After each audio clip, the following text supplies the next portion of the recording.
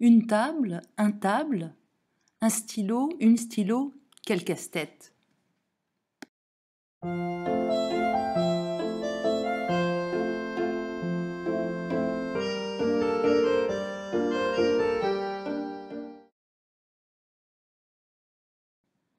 Bonjour, voilà une petite vidéo pour vous aider à mémoriser des règles simples sur le féminin et le masculin des noms.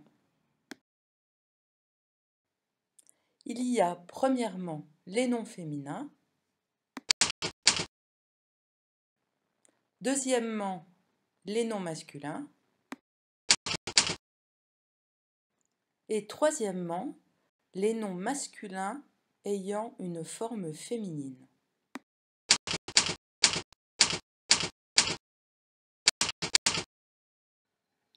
Les noms féminins sont les noms qui se terminent par « et », sauf un musée, un lycée,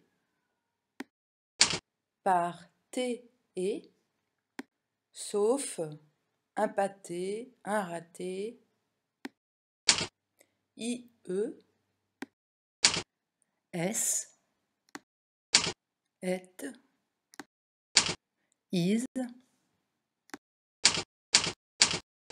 une bouteille, une bataille, une feuille, sauf un portefeuille, un chèvrefeuille, une vision, une question, une maison, une saison. Sont féminins les noms de pays et de régions se terminant par « e », sauf le Mexique, le Mozambique et le Cambodge. Les noms masculins sont les noms qui se terminent par « et », et, par « yé », ier, un, in, isme, isme, oir, oir, al, al, aïe, œil, œil, le travail, le soleil, un recueil, un fauteuil, âge, sauf une cage, une page, une nage, une rage et une image, o, sauf une o, et les noms qui se terminent par ment, ment. Sont masculins le nom des mois, des jours, des saisons, les noms de couleurs, le nom des arbres, le nom des langues, les noms de pays et de régions ne se terminant pas par « e », sauf le Mexique, le Mozambique, le Cambodge. Et enfin, les infinitifs employés comme nom.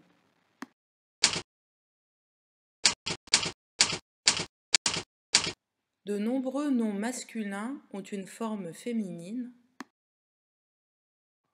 La plupart du temps, il suffit d'ajouter un « e » au masculin. Les noms masculins se terminant en « e », er, ont leur féminin en « r », ere.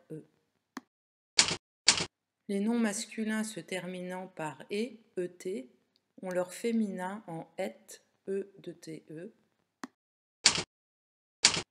Les noms masculins se terminant par « en », on, ont leur féminin en « n », on.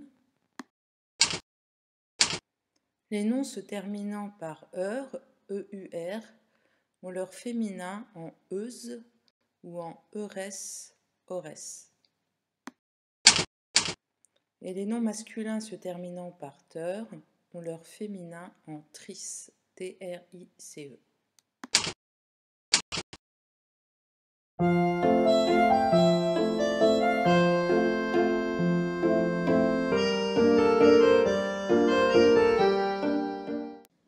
Et voilà, il n'y a plus qu'à garder tout cela dans la mémoire. Mais dites-vous que c'est en parlant français que vous saurez petit à petit quels sont les noms masculins et les noms féminins. Et vous pourrez retrouver toutes ces informations, et bien d'autres, dans ce livre de grammaire publié chez Belin.